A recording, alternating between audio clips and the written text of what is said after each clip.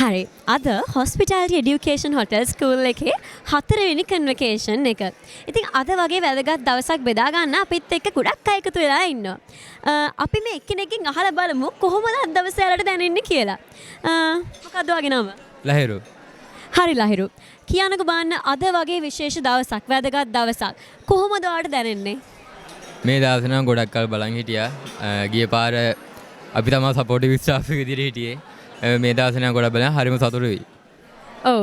එතකොට මේ ආපු ගමනාන්තයේදී ඔයාලට මොන වගේ අත්දැකීම්ද මොන වගේ සහයෝගයක්ද පවුලෙන් එතකොට ටීචර්ස්ලාගෙන් කොහොමද ඔයාලට ලැබුණේ ඒක? හොටෙල් ස්කූල් එක ගැන කිව්වොත් රංජිත් එක මතක් කරන්න ඕනේ. එයා ගොඩක් උදව් කරා අපිට කොගොඩේ පැත්තෙන් යන්න. හොටෙල් ස්කූල් එක පැත්තෙනොත් රෙනර්ස් පුදුම සහයෝගයක් දුන්නේ අපිට වැඩ ටික කරා යන්න. ගොඩක් සතුටුයි. හොටෙල් ස්කූල් එක රෙකමන්ඩ් කරනවා. හරි thank you so much Lahiru. එහෙනම් ඔයාටත් සුබම සුබ අනාගතයක් කියලා මම ප්‍රාර්ථනා කරනවා.